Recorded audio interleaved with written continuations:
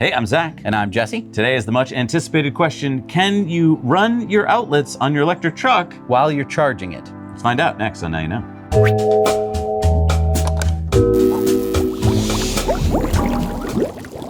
All right, so we have the Rivian R1T, the Ford F-150 Lightning, and the Cybertruck, and we're going to put to the test the question, can you power stuff with the outlets while you're charging the truck? And some trucks might be yes and some might be no, so let's find out. Let's find out. All right, so first I'm gonna plug in a tool without the truck being plugged in to charge. I've turned on the outlets and the tool should turn on. Good. Okay, that's what we expected. Now I plug it in. Let's see. All right, nothing.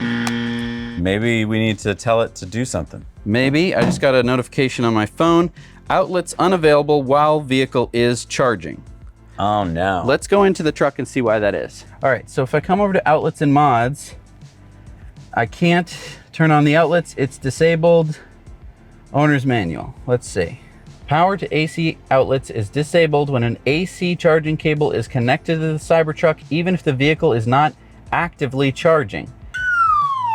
Power to AC outlets is still available when Cybertruck is DC charging while supercharging, for example. So this is a little tough because if I wanted to build my off-grid cabin with my solar charger and using this as my big battery, it's not really gonna be the solution. Yeah. Oh well. Darn. But Jesse, wait a minute. What if you unplugged for a second while you use your tool? Can you just try that? All right, I'm gonna leave this turned on. Okay. Because maybe that's a little dangerous. Okay. Danger. Don't try this at home. So Jesse has unplugged. And I feel like there's a setting you're gonna have to change. Let me go look.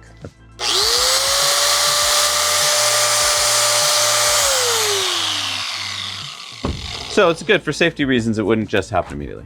Yeah, but that means that you can't like turn stuff on and off by plugging in and unplugging your truck. But could you do it with the app? Yes. Oh, okay. So you could be on a ladder. Yes. And turn it on again. So so I mean, it's already on, right? Oh, it's off. Let's, I think I did the on off. Wait, let me turn it on. Bit of a delay in the app, I would say half a second, but That's fine. that's fine. That's pretty cool. That's pretty cool. All right. All right, on to the Ford. So next we have the Ford F-150 Lightning. And if you want to see our full power test, you can check out one of our earlier videos on the channel. I'm gonna plug it in. Nothing till you turn on the power outlets. All right, I'll leave you with this. Okay. You're gonna go plug it in. All right. Charge. All right, see if it turns on. Did it shut off? I shut it off. Oh, keep going. All right, it worked. Well, that's interesting. Yes. Looks like on the Ford, you can be charging your car and running power tools at the same time. So the big question here is, why does the Tesla not allow you to do this? Is it because you could plug in something really stupid? Hear me out now. Could you plug in your truck and use your truck as a power splitter? Wait, you're talking about free energy. No. I'm saying if you used your truck as a power splitter, that would be really dumb because you'd be putting cycles on the battery that you wouldn't need to. Yeah, but why did Ford let you do it? I don't know. Or did Tesla do something really clever, which was use their charger in reverse to be an inverter for the bed outlets, but that means that when you charge the car using an AC charger, that you can't use the bed outlets. Right, it seems like Ford put two things in and Tesla put one thing in. Which sounds like very Tesla and also very Ford. Yes. But now let's see what the Rivian does. All right, we're in the Rivian. Okay. Let's see if it turns on. I gotta go switch on the outlets. Can't do that from your app. All right, turned on. Okay. Nice. I'll plug it in. All right. Let's see if while he's charging, if we can turn on the tool. Okay, so you're charging? Yep.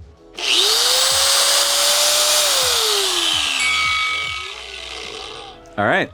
We just learned something. All right, it's starting to rain, so I think we'll wrap this up in the studio. All right, so let's recap here. Okay. Cybertruck can't do something that the Rivian and the Ford can do?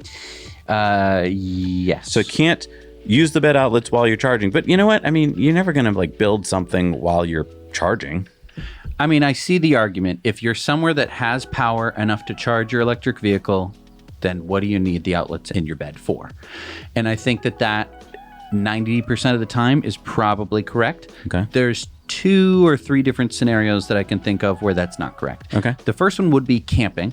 So if you go to a campsite, a lot of times there will be an electrical hookup. It'll be very weak, and you would like to charge your truck, but you'd also like to run a refrigerator or a blender or stuff like that.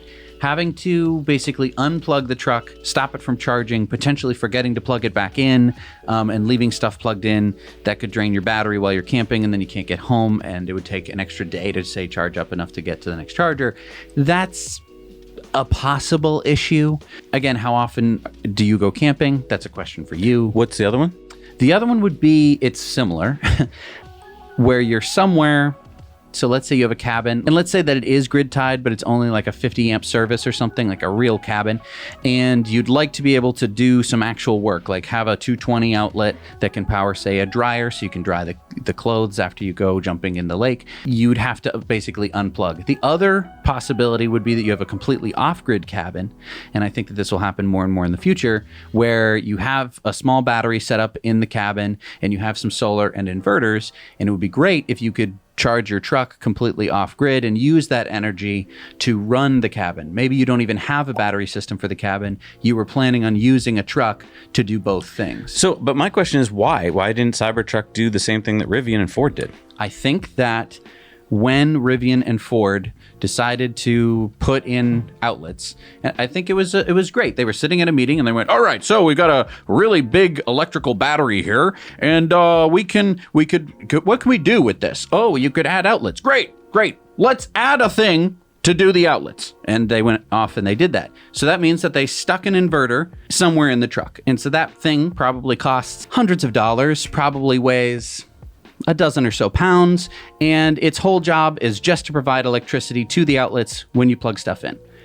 At Tesla, they said, well, of course we're going to have outlets in this thing. It's a pickup truck. But what can we use that's already on the truck? And someone said, the charger. It was like a rhetorical question.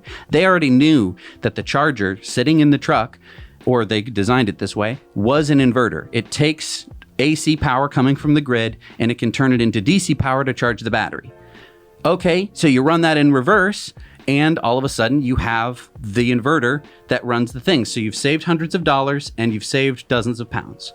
Okay, so you're talking about like they are using it as a bidirectional charger, and that saves them having to buy a whole separate thing. I don't know this for a fact. Comment down below if you know. It very well could be that it's simply that they did put a separate inverter in. Well, because here's my question. Could software someday change this? Could we all just post on X to Elon and say, we want it to be able to use the bed outlets while we charge? I think, and I don't know, right, because we haven't torn the truck apart. I'm excited to see what Sandy Monroe says. Is there a separate inverter for this? Does it get shut off for some other reason? Because that would be annoying. My guess, though, is that they actually saved us money and weight by not adding an inverter when they already had an inverter in the damn truck. Do we need to go up to a supercharger and to a DC charger with these trucks and just prove that you can do that while you're charging? Because it seems a little pointless, unless maybe it's for a fridge or something.